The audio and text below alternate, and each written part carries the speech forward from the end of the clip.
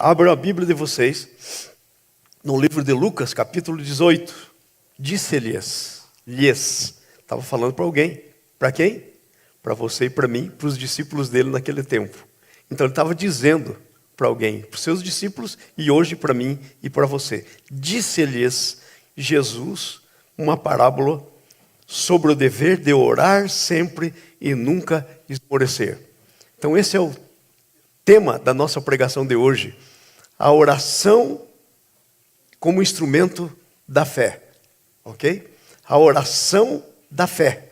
Aleluia. A oração da fé.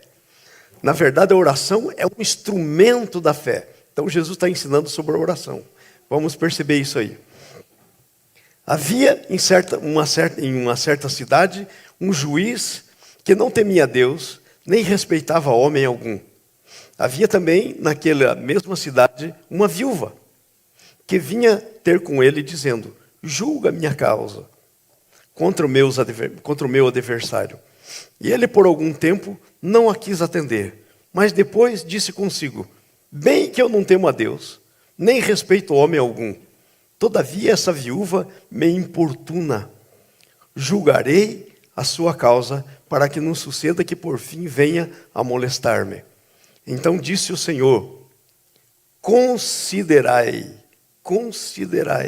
no que diz esse juiz iníquo. Considerai, pense no que diz esse juiz iníquo.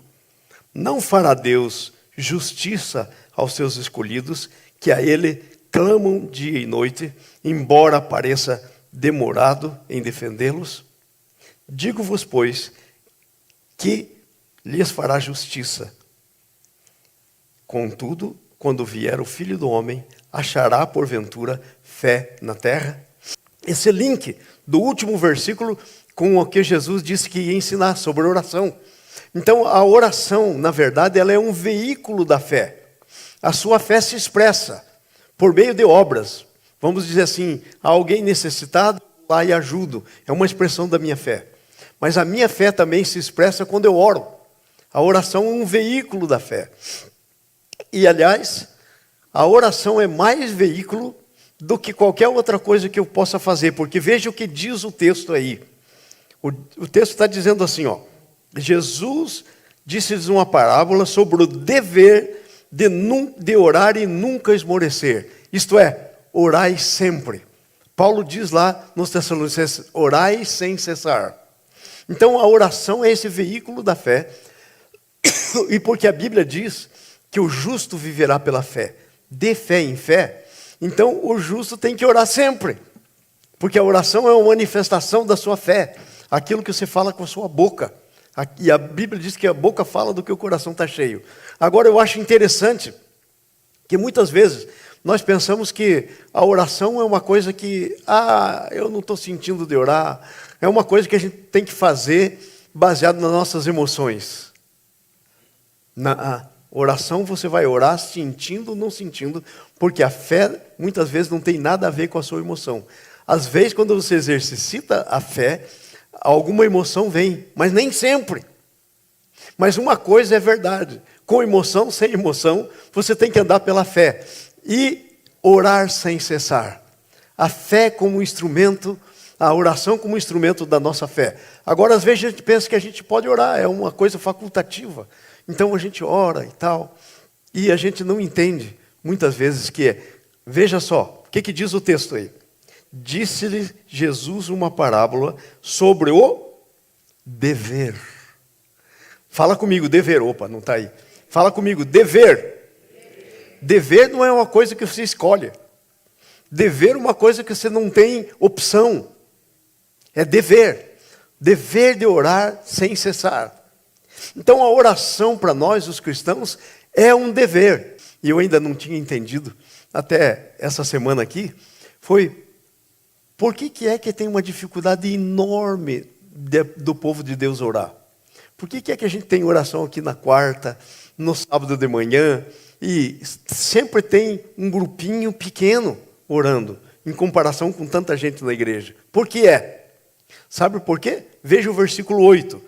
Eu nunca tinha entendido isso. Digo-vos que depressa fará justiça. Contudo, quando vier o Filho do Homem, achará porventura fé na terra? Porque não há fé, não há oração. Porque a oração é o veículo da fé. Então, como eu não creio, eu não oro. Então, no tempo que nós estamos vivendo, as pessoas estão vivendo por si mesmas. Estão vivendo pelas suas cabeças. Estão vivendo baseado nos seus pensamentos, nos seus propósitos. Quando a Bíblia diz que os pensamentos de Deus são muito mais altos que os meus pensamentos. Os caminhos de Deus são muito mais altos que os meus caminhos. Mas nós estamos aí, é uma característica do fim dos tempos. Se Jesus diz que quando Ele voltar, porventura achará fé na terra, isso significa também que não vai ter oração. Aí Senhor, acabei de entender a dificuldade. Acabei de entender por que há uma dificuldade enorme para orar. Se é uma coisa tão importante, se é uma maneira de expressar fé, por que essa dificuldade enorme de orar? Porque nós estamos vivendo os últimos tempos, irmãos. Nós estamos vivendo os últimos tempos. A Bíblia fala isso, nos últimos tempos. E Jesus diz que quando Ele vier, Ele vai vir no fim dos tempos. No fim dos tempos. E Ele diz, achará fé na terra? Você não acha fé, não acha oração. Olha que coisa que eu compreendi, não sei como eu nunca tinha entendido isso. Mas Deus me falou nessa semana que a razão pela qual há pouca oração é porque há pouca fé. Então eu queria desafiar vocês, irmãos, seja da onde que você esteja, o que você faça, para orar. Orar sem cessar, porque o texto diz que a oração é uma obrigação, é um dever. E lá no 1 Tessalonicenses 5 diz, orai sem cessar. Orai sem cessar. Se isso é uma coisa tão importante, por que ela é relegada? Porque falta de fé, porque estamos andando com falta de fé. E se há falta de fé, sabe o que isso produz, a falta de fé? Falta de vitória na vida cristã. Muitas vezes nós estamos pensando, mas pastor, me diga, eu estou aqui 1 ano, 2 anos, faço isso, faço aquilo, mudo para cá, mudo para lá, faço, e está no mesmo.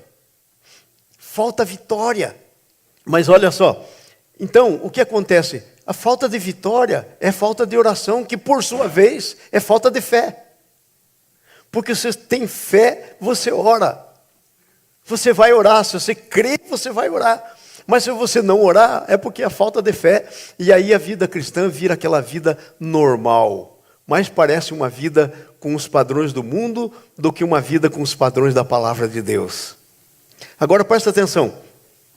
A Bíblia diz que Jesus falou, está aqui escrito, de orar sempre. Quando você começa a orar sempre, o que isso significa para você? Perseverança. E podes crer, perseverança na oração é o maior desafio que a gente enfrenta. Perseverar na oração, perseverar em seguir a palavra, perseverar em dependência de Deus. É a coisa mais difícil que há nos nossos dias. Porque nós vivemos dias como a Bíblia disse, dos tempos de Noé, né? Que está todo mundo andando segundo a sua vontade. Todo mundo fazendo o que acha melhor. Como no tempo dos juízes, cada um fazia o que melhor lhe parecia. Nós somos uma geração que estamos vivendo nesse tempo. Então eu quero meditar um pouquinho sobre o poder da perseverança na oração. A primeira coisa que a perseverança na oração faz, ela manifesta a verdadeira decisão de quem ora. Se você tem uma decisão forte de orar por alguma coisa, e você tem perseverança, e você ora, e semana após semana, dia após dia, você persevera na oração, sabe, isso manifesta de verdade a tua decisão. Quando você quer mesmo alguma coisa, já percebeu isso? Que quando a gente quer mesmo alguma coisa, a gente vai atrás até conseguir. Diga eu com a Anice, né? Uma vez me apaixonei por ela, e ainda continuo apaixonado, mas eu era um incrédulo. Ateu e à toa. E aí a Anice não queria nada comigo. E ela me disse claramente, não vou namorar com você nunca, porque você está do outro lado. Mas eu perseverei. Porque eu estava apaixonado e era tudo que eu mais queria. Era isso. Eu perseverei. E por causa da perseverança, Deus foi abrindo alguns caminhos. Eu comecei a ir na casa da Nice, só se falava de Bíblia, o pastor dela era pastor. Imagine a minha situação, não sabia nada de Bíblia, um dia fiquei irado. Perdi a calma, fiquei bravo, fiquei irado. E falou, disse, o que esses crentes estão pensando? Eu vou ler a Bíblia. Porque me parecia muitas coisas que eles falavam na casa deles errado, mas estava certo, eu era que estava errado. E eu fui ler a Bíblia. E adivinha o que aconteceu? Lendo a Bíblia, eu conheci Jesus, me converti. Por causa de uma coisa chamada perseverança.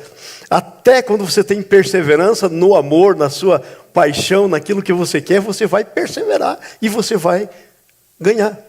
Né? E vai ganhar. E quanto mais preciosa a tua pérola, mais perseverança você precisa. Diga eu isso. Então, o versículo 1 mostra o que nós de fato queremos. O que de fato queremos. Quando nós queremos uma coisa e nós oramos assim, Senhor, me dá essa coisa e tal, Senhor, eu estou precisando. E oramos por uma semana e desistimos, a gente não queria de fato. Isso mostra que a gente de fato não estava querendo aquilo. Porque quando a gente está no centro da vontade de Deus, Deus faz. Amém? Uma outra coisa aqui que eu quero dizer é o seguinte. Trabalha na firmeza do caráter. Quero ou não quero? Tiago fala para a gente do homem de ânimo dobre, ou da pessoa de ânimo dobre, que é agitado como um caniço no vento. Uma hora quer uma coisa, outra hora quer outra coisa. Uma hora estou contente com isso, uma hora já não estou mais contente com isso. A Bíblia diz, não pense que tal pessoa vai alcançar alguma coisa. Está lá no Tiago, capítulo 1. Homem de ânimo dobre. Então, uma das coisas que a perseverança na oração faz com a gente é firmar o nosso caráter. Eu quero ou não quero? Bom, se eu quero, eu vou pagar o preço, eu vou ficar aqui até o fim. Então, a oração, às vezes Deus não responde logo a gente para trabalhar no caráter da gente. Está trabalhando no caráter, na perseverança, na confiança, na fé. Está trabalhando no caráter, na esperança. Está trabalhando no nosso caráter. Ok? Uma outra coisa que a perseverança na oração faz é trabalha na virtude da esperança, digo. Sabe quando você está... Qual que é a definição de fé que está lá em Hebreus? Fé é a firme certeza das coisas que se esperam, esperança. E a convicção de fatos que não se veem. Então, é a perseverança que trabalha na tua esperança. Você espera, e espera, e espera, e espera. Por que vocês acham que Deus fez as coisas com Abraão do jeito que ele fez? Abraão esperou até não poder mais. 100 anos para ter um filho. 100 anos. Casou ainda com uma mulher estéril. Porque Deus queria trabalhar no caráter. Porque ele seria o pai das nações.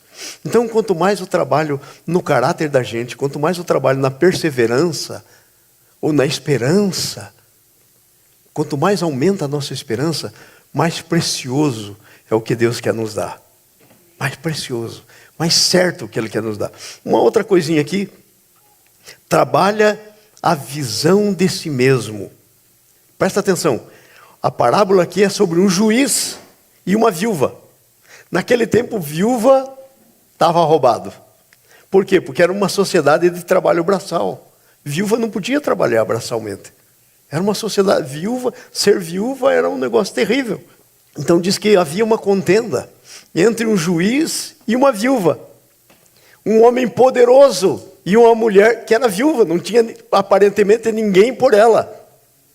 Então, a Bíblia está nos ensinando que a nossa vida de oração, que a nossa vida de perseverança na fé, tem que ser igual uma viúva que não tenha ninguém por si.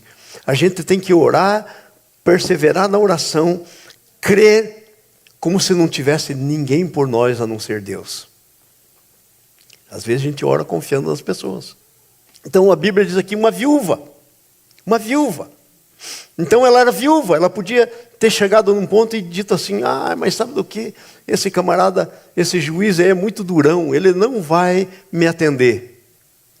Eu sou viúva, não sou digna, ele não vai julgar minha causa.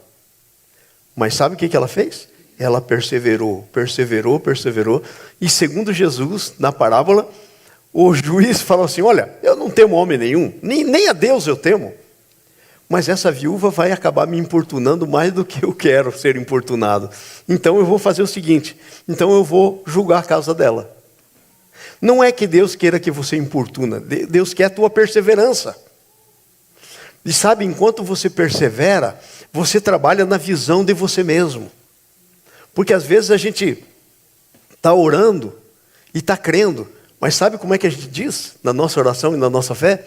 Ai, eu acho que eu não sou digno. Eu acho que Deus não vai me dar. Eu acho. Tem um monte de coisas relacionadas com a nossa identidade. A gente não crê por problema na nossa identidade. Agora preste bem atenção. Quem é você? A viúva era uma viúva, mas ela cria que ela tinha direito. Ela cria que apesar do status dela de viúva, talvez pobre, não diz que era pobre aí, mas talvez fosse uma viúva pobre, ela tinha um status. O status do seu direito. Sabia que o seu direito não é baseado no que você merece? É baseado no que Jesus fez por você? Olha que coisa interessante. Deus não te dá nada porque você tem um direito por você mesmo. Deus trata com você pelos direitos de Jesus na sua vida. Imagina isso, gente. Se você está caindo no teu coração, você deve estar igual eu aqui, extasiado. Como a música que a gente cantou, extasiado. Porque Deus não trabalha de acordo com a minha possibilidade, nem com o meu merecimento. Ele trabalha a meu favor pelos merecimentos e a capacidade de Jesus. Já pensou isso? É assim, mas se você não tiver uma visão clara a teu respeito, você nunca vai conseguir nada. Porque é a nossa falta de visão de nós mesmos. Tem gente que diz assim, muita gente vem conversar comigo e diz assim, ai pastor, mas eu sou tão pequeno, eu sou humilde. Eu falo assim, tão humilde que Jesus morreu por você, tão pequeno que Jesus morreu por você. Você acha que Jesus morreria por uma coisa insignificante? Acha que Jesus morreria por uma coisa sem valor? Qual é o teu valor? O valor da pessoa de Jesus. O valor daquele que morreu para comprar você. Então a perseverança trabalha na nossa visão de si mesmo, na nossa identidade. E Jesus contou essa parábola, que o juiz vinha, a mulher vinha, e o juiz nada. Por quê? Porque ele está ensinando isso. Ela podia ter desistido. Fala, está vendo, sabia? Sabia? Só porque o outro camarada lá é mais do que eu, o juiz não vai fazer nada. Visão de quem você é. Gente, constantemente nós somos desafiados a agir de acordo com aquilo que a gente percebe de nós mesmos. E sabe, mais constantemente ainda, a gente abre mão das coisas. Todo mundo já sabe de cor e salteado isso que eu vou dizer aqui, mas eu vou dizer de novo. E isso é de agora, não é de 2 anos, não é de 1 ano, é de agora. Demos a entrada, fizemos tudo, arrumamos o banco para financiar, o banco disse sim. Gastei quase 1 mês preparando a papeleira. Meu Jesus, tanto papel. E aí estou lá então, esperando o dia do banco dizer, vamos fechar tal dia. E nada. Aí uma bela tarde eu estava aqui, e aí recebi um telefonema do banco, o banco disse, não vamos mais financiar. Depois que a gente já estava até aqui dentro. E já tinha dito para o pastor que tinha comprado, a gente já tinha conseguido o dinheiro da entrada, estava tudo certo, não vamos mais financiar. Eu fui para casa, jururu, né? O que você faria se receber a notícia? Vou para casa, jururu, né? Assim, cabisbaixo, e disse para Nisso, bem, você não entende o que aconteceu. O banco disse que não vai mais financiar. E a Nisso, essa mulher de Deus, que Deus pôs na minha vida, se levantou e disse assim, mas espera aí, nós já cremos? Como não vai financiar? Nós já cremos. Eu falei, No outro dia de manhã, 7 horas da manhã, eu vim para cá. E comecei a orar de acordo com a palavra de Deus. Eu disse, Senhor, a tua palavra diz que o Senhor é dono do ouro, da prata, tudo está na tua mão. O Senhor é o Senhor. Esse banco aí está pensando que é dono do dinheiro. E está dizendo para mim que não vai me dar. Senhor, eu sou filho. Eu já criei e esse dinheiro vai vir para minha mão. E durante umas 3 ou 4 horas eu orei aqui, até ficar cansado, porque eu gosto de orar andando. Então eu ia daqui até lá, ia para os corredores, cada sala, orando. De repente veio uma paz no meu coração. Eu disse, está feito. Mas não tinha nenhuma notícia. No outro dia de manhãzinho, um chamado do banco dizendo, nós voltamos atrás, vamos financiar. Trabalha na nossa identidade. Quem sou eu? Quem é esse banco para dizer que não? E eu estive orando, Senhor, essa pessoa que vai assinar, dizer que vai ou não, ela está na tua mão. É o Senhor que manda nela. É o Senhor que manda nela. Ela não está por si mesma, não vai fazer o que ela quer. Porque ela estava a ponto de fazer o que ela queria. E depois eu descobri que banco não gosta de financiar a igreja. Eu descobri por quê. A mulher me contou. Entenderam? Então, trabalha na nossa identidade. Uma viúva e um juiz. Quem ganhou? A viúva. Por quê? Por causa da perseverança. E sabe, quando ela chegava para o juiz, ela estava fazendo uma oração, em outras palavras. Julga a minha causa, julga a minha causa. Mas antes de qualquer homem que você fale com ele, tua fala é com Deus. Então Deus estava ouvindo. Tremendo isso, né? Imagina, Deus falou tudo isso comigo. Estava precisando ouvir isso mesmo. A oração perseverante muda as circunstâncias. Sabe? Muitas vezes na nossa vida nós andamos por circunstância. Coisa que acontece. Né? Coisa aqui, ali. Andamos por circunstância. Né? Eu, por exemplo, sou um tipo que ando muitas vezes por circunstância. Veja uma circunstância. Circunstâncias às vezes são coisas lógicas na nossa cabeça. Mas nem sempre as coisas lógicas na nossa cabeça é de Deus. Deixa eu contar uma circunstância para vocês. Que aconteceu aí uns 8 anos atrás. Estávamos lá felizes na nossa casa, lá em cima no Cherokee, né? E tal, faceiro. E a Anice entrou numa de que ela queria morar aqui mais para baixo. E eu disse para ela, para que nós vamos comprar outra casa? Nós já temos casa. Para quê? Que vamos fazer? E disse, não, nós não vamos comprar. E ela, todo santo dia, à noite, procurando aqui a casa. Todo perseverante. E eu aqui, a circunstância na vida dela. Não vamos comprar. Aí, um belo dia eu estou orando. Eu me ajoelhei lá para orar e estou dizendo, Senhor, por favor, Senhor, essa é uma necessidade. E estou pedindo. O Senhor claramente me respondeu, não vou te responder, não vou te dar. Eu falei, opa, que negócio é esse? Da minha filha. Eu falei, Jesus, então essa tal da casa aí veio do coração dela, agradou o teu coração, e eu estou segurando a tua bênção na vida dela. Diz, não vou te abençoar enquanto você não liberar a bênção que eu tenho para minha filha. Gente, eu disse para ela, olha, nem contei dessa história, né? Claro, né? A gente, certas coisas. Aí eu disse para ela, olha, o negócio é o seguinte, pode começar a olhar a casa. Não é que em 3 dias, não sei quantos dias, a Anice está ali atrás, mas assim, de hoje para amanhã, assim, rápido, ela achou a casa. Do sonho dela, do gosto dela, ela tinha traçado um lugar que ela queria, a casa no lugar que ela queria. Então muda a circunstância, ainda que a circunstância seja o pastor João, muda, entendeu? Ainda que a circunstância seja um banco, muda. Não interessa, ainda que a circunstância seja uma doença. Eu vi como Deus mudou tantas vezes. Câncer na minha vida teve que desaparecer. Deus muda a circunstância. Vocês sabem da história, né? Então Deus muda as circunstâncias. E Deus abre caminho, e Deus faz do jeito dele, e a bênção vem. Então, a oração perseverante muda circunstâncias. Ele, por algum tempo, não a quis atender. Mas depois disse consigo. Mas depois... Então eu falo, não, essa mulher não vai largar do meu pé. E às vezes a gente nem sabe que a gente está lidando com uma circunstância. Então muda as circunstâncias, ok?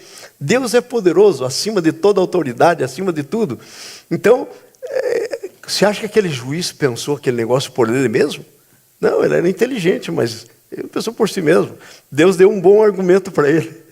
Da cabeça dele, vou julgar porque essa mulher vai me encher as paciências aqui até quando se julgar, não vai parar.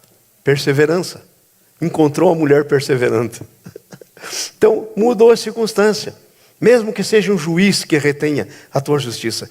Deus atende porque o clamor dia e noite é um princípio. Versículo 7. Olha o que diz o versículo 7 aí. Está escrito assim, ó. Não fará Deus justiça aos seus escolhidos, que a Ele clamam de dia e de noite, embora pareça demorado em atendê-lo? Não fará Deus. Deus vai fazer. Sabe, Deus não é um Deus que não quer fazer. Ele não quer fazer coisas que vão prejudicar você. Ele não quer fazer coisas e Ele não vai fazer. E que em nome de Jesus Ele não faça coisas que vai tirar você do plano, do melhor plano que Ele tem para você. Mas se você estiver no trilho do melhor de Deus para você, não é uma questão de tempo. E essa questão de tempo, às vezes, não é porque Deus disse, espera aí um pouquinho, daqui a pouco a gente pensa no seu caso. Não. É para trabalhar na gente. E quando Ele demora, é para trabalhar na gente. Entenderam? É um princípio. Deus quer fazer justiça depressa. Veja o versículo 8, a primeira parte. Digo-vos que depressa fará justiça. Depressa. Fala comigo, depressa.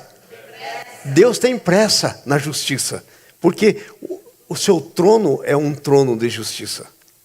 Ele tem pressa na justiça. Ele quer fazer justiça. Ele tem pressa em fazer justiça. Que coisa tremenda isso aí.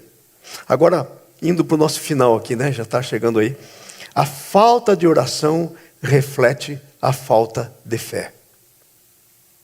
Talvez você nunca tenha pensado nisso.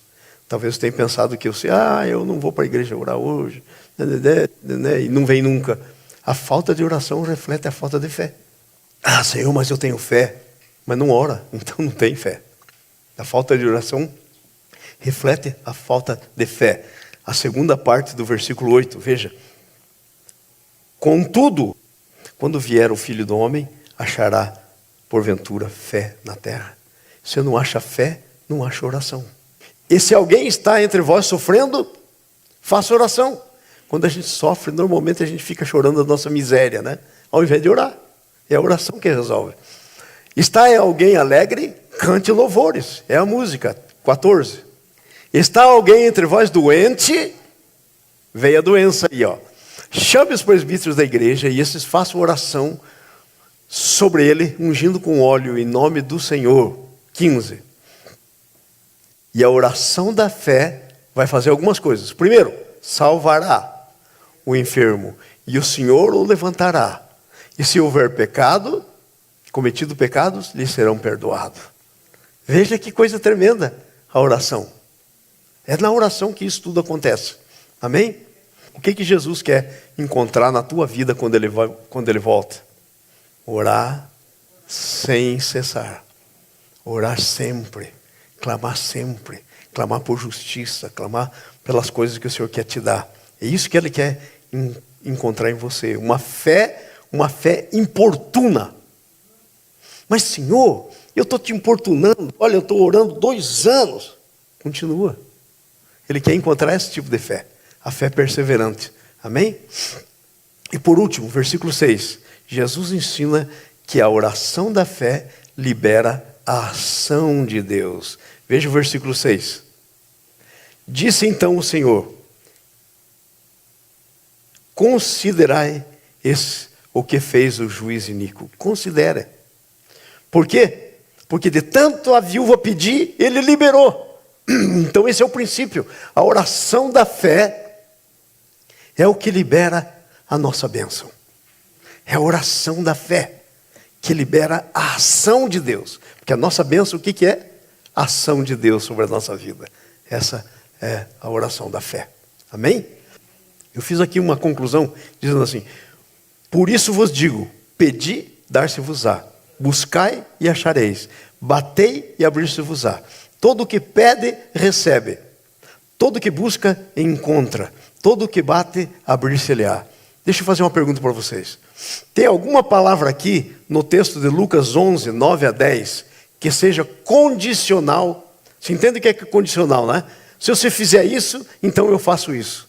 Tem alguma palavra aí que seja condicional? Por isso vos digo, Pedi e se dar-se-vos-á. Buscai e achareis. Batei. Tudo está no imperativo. Não é condicional. Tudo está no imperativo. E daí vai para frente. Veja só. Pois todo o que pede, recebe. Talvez Deus vai te dar. Todo o que pede, recebe. O que busca, encontra. Quem bate, abrir-se-lhe-á. Quero terminar fazendo 2 perguntas. Minhas orações são orações da fé?